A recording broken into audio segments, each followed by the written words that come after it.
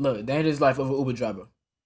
Now, before we get started, let me explain something. In my young life, I've had a million jobs. I've been fired, been laid off, but more importantly, I quit. Oh, please believe, if I don't like my job, I'm out. See, I learned pretty early in my career that most companies don't really care about their employees. Oh, don't get me wrong, they'll hire you, but for the lowest pay. They'll make you work the hardest, but barely give you a raise. And the first moment they're not feeling you, you're fired. But you, my God, must give a 2-week notice before quitting. See, in the beginning of my career, I was the hardest working employee. I truly believe the harder I work, the higher I'll climb the corporate ladder. And your boy put in work. For years and years, I worked with no vacations, worked on holidays, came in whenever needed. I was the employee of the year until that one day. See, it was an early morning. I got to work, used my badge, and to my shock, the door wasn't opening. That's weird. Oh, badge not working. So I knock on the door. The manager comes out and informs me that there's a meeting in a few minutes. So a few moments go by, the meeting gets underway, and long story short, we all got laid off. You ain't got to go home, but you gotta get the hell up out of here. On guard. People's whole livelihood went down the drain, dead in front of me. I saw grown-ass people cry crocodile tears, and no one bro, cared. it's crazy, bro. Pay for it.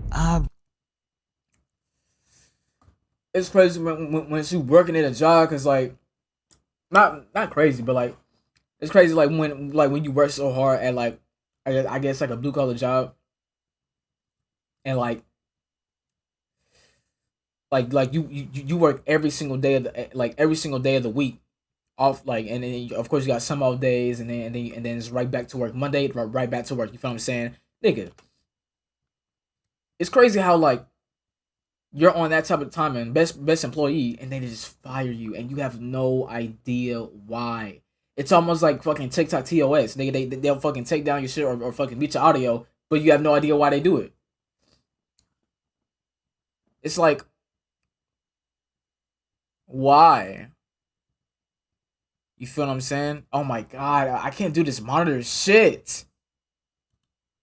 I decided to start doing Uber until I find another job. So for a company, I'm doing rich enough not to get fired. So since your boy was, no one cared. And from that day forward, I'm on guard. Here he is. And I didn't even want to. Now, before we get started, it's because, like, bro, I'm using the numbers on my fucking, like, bro, I need, oh my God, this is why niggas have stream decks. I'm literally using the fucking, like, I didn't think it's gonna be that annoying, bro. I'm literally using, like, the numbers on the keys to switch scenes, but it, like, I forgot that it, like, skips to a certain point into the video depending on which fucking number key you fucking type in. That shit is mad annoying. Please stop. Go home, but you gotta. My fucking everything is going wrong. Fucking monitor keep on turning off, nigga. Fuck.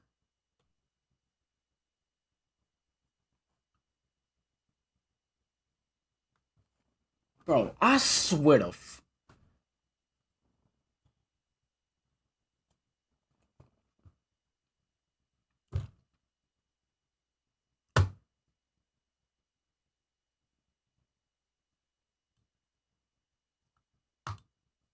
few moments go by, the meeting gets underway, and long story short, we all got laid off. You ain't got to go home, but you gotta get the hell up out of here. On guard. People's whole livelihood went down the drain, dead in front of me. I saw grown-ass people cry crocodile tears, and no one cared. And from that day forward, I became a savage. I vowed to never break my back for a company. I'm doing rich enough not to get fired. So since your boy was unemployed, I needed a way to make money. And a man's gotta do what a man's gotta do. So with no other options, I decided to start doing Uber until I find another job. So I get on the app, apply for the job. A few days later, your boy was on the road grinding. Now working for Uber has its advantages. You get to work on your own pace, no bosses, no co-workers, you're working at your own time, no morning traffic, no 30-minute lunch breaks, and most importantly, you get paid the same day. But then there's the disadvantages. The mileage on your car, the expenses, no benefits, but even worse, the customers. Freaking seat is leaning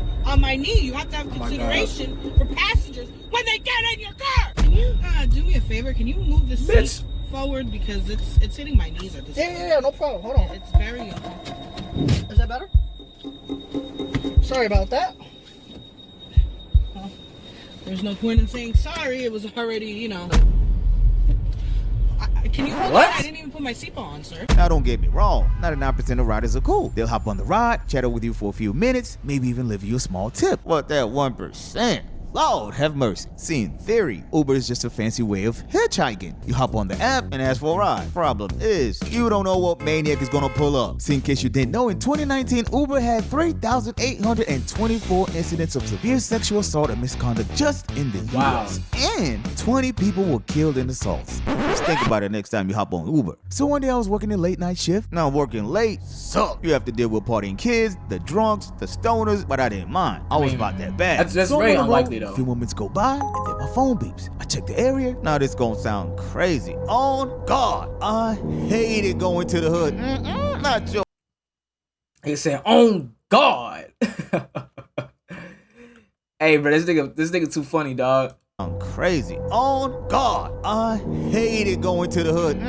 Not your boy. First of all, ninjas don't tip. And second, I'm not going to a high crime neighborhood. This particular day, for some reason, I was like, you know what? I'm gonna give these ninjas a chance. So I get to the location, the guy hops into the ride, which first of all was weird because he wanted to sit in the front. And second, this was a white boy in a black neighborhood. So we get on the road and he's like, you mind if we make a couple stops? So I'm like, cool, not a big deal. More stops means more money. So we get to the first stop, he hops outside, a car pulls up behind us. A few seconds later, he comes back and off we went. Whoa. We gonna keep going. Everything went cool. More money for me, right? Then we get to the second stop. Same thing once again. The guy leaves the car. I wait a few minutes. He comes back. Not a problem. Then came the third spot. Now from the location, I knew something was different. First, Hey, y'all know what he doing, bro. He's serving that gas. Hey, but for real though, he's serving that gas though. And the Uber, hey, it's smart though. At the end of the day, you're paying for it with the whoop. He's basically a middleman. Nigga serving that gas. He's buying the gas, serving the gas, and paying for Uber. So I guess the Magic Johnson is legal in whatever state this nigga's in. I forgot what state this Mr. Thomas Tim stay in. He said it before, I just forgot. it was pitch dark. I could barely see. So I'm like, who in their right mind will be waiting here this late? You sure this is a spot? Yeah, this is it. Just wait right here. So he leaves the car and I start waiting.